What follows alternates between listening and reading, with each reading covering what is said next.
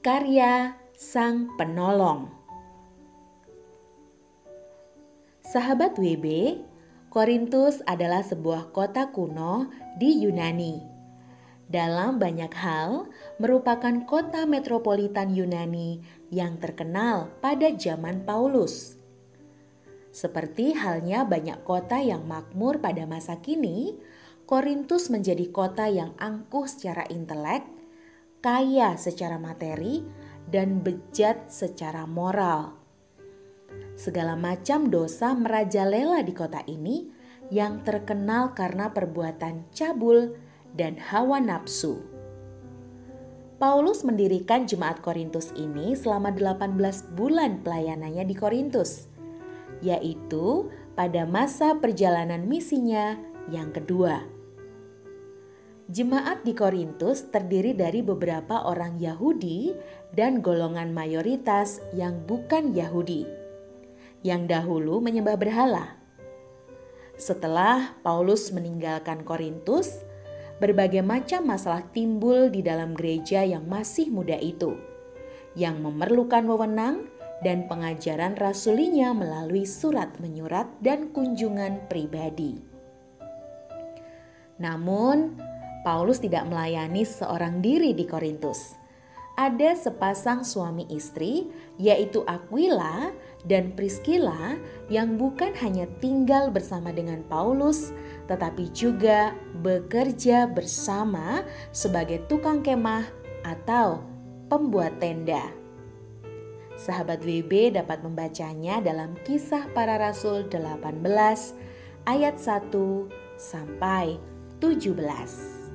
Sahabat WB, Alkitab Perjanjian Baru mencatat pasangan suami istri Aquila dan Priscilla sebagai pasangan suami istri yang harmonis.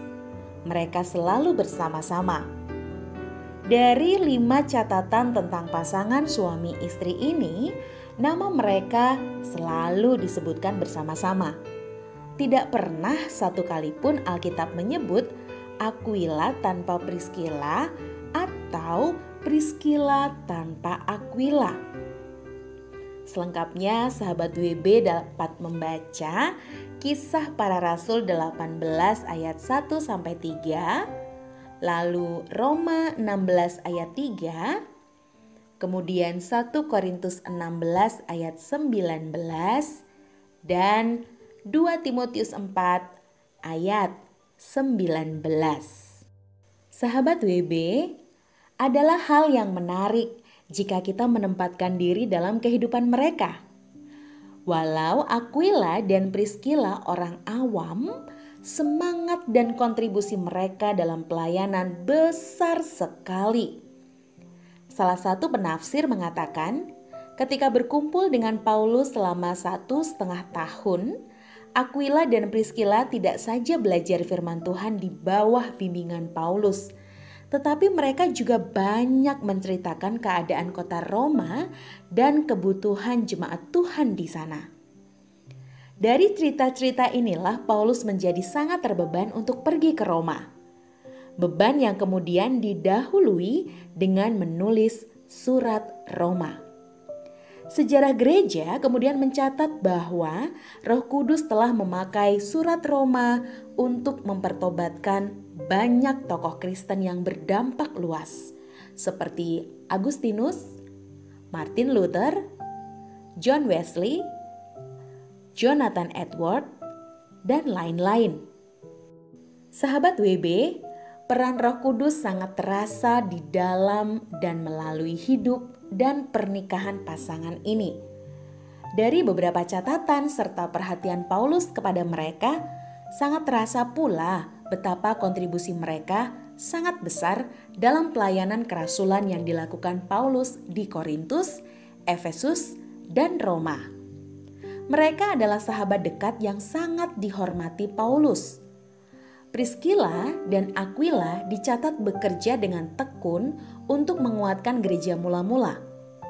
Karena disebut secara bersama paling sering di Alkitab, mereka dinamakan pasangan paling populer di kalangan orang Kristen. Nama kedua orang ini disebut 7 kali di dalam Alkitab, yaitu 2 kali di surat Rasul Paulus, beberapa kali di dalam kitab Kisah Para Rasul, dan 1 kali di dalam kitab Timotius. Pasangan ini merupakan penginjil keliling dan pemimpin gereja di jemaat-jemaat yang didirikan Paulus. Dalam surat Paulus kepada jemaat Korintus yang ditulis ketika ia berada di Efesus, disebutkan bahwa Aquila dan Priscilla juga ikut pindah ke Efesus. Di kota itu, Priscilla juga bekerja mengurusi jemaat dan keluarganya. Dalam komentarnya yang ditulis dalam kitab Roma, Paulus menyebut Priscilla sebagai pemimpin gereja yang cukup baik.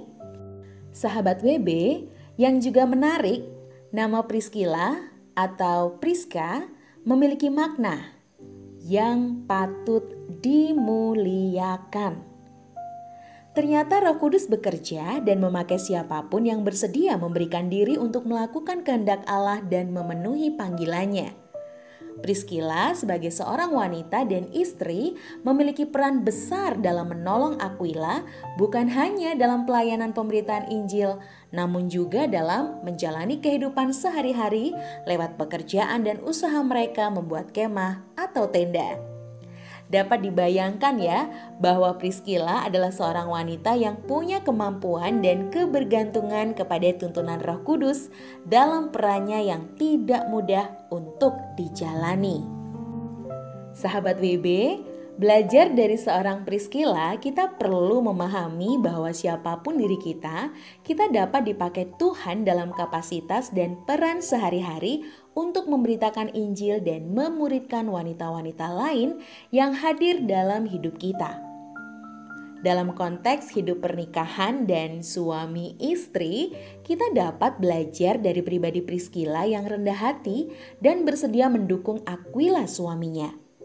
Dalam catatan-catatan selanjutnya, nama Priscilla cenderung ditulis di depan nama Aquila suaminya. Kecenderungan ini memiliki 2 kemungkinan penafsiran. Penafsiran yang pertama, Priscilla adalah seorang wanita Romawi yang mempunyai kedudukan yang lebih tinggi dari suaminya. Atau kemungkinan penafsiran yang kedua, Priscilla mempunyai kemampuan melayani yang lebih besar daripada suaminya, sehingga dia lebih dikenal dari suaminya. Apabila yang manapun dari kedua dugaan ini benar, ternyata kita tidak melihat adanya suatu sikap Priscilla yang sombong dan tidak lagi menghormati suaminya. Tidak ada dampak negatif pada hubungan cinta kasih di antara mereka. Sebaliknya, Alkitab juga tidak mencatat adanya iri hati yang tersembunyi di dalam diri Aquila karena kemampuan istrinya. Sebaliknya, Aquila mengucap syukur atas kelebihan istrinya itu. Lalu, hasilnya adalah pertumbuhan iman, kedewasaan rohani, pengenalan pribadi akan Tuhan, hidup yang menginspirasi, dan pelayanan yang berdampak. Sahabat WB, pertanyaan refleksinya ada 3. Yang pertama, sejauh mana Anda menyadari peran Roh Kudus dalam hidup Anda sehari-hari? Lalu yang kedua, seberapa sering Anda mengalami pertolongan Tuhan dalam hidup Anda sehari-hari? Dan yang ketiga, sadarilah kebenaran ini. Seberapa sering Anda mengalami pertolongan Tuhan, sebegitulah Anda bertumbuh sebagai seorang penolong.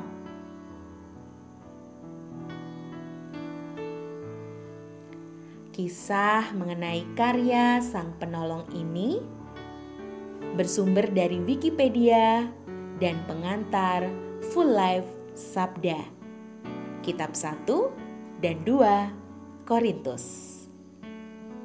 Terima kasih sudah mendengarkan.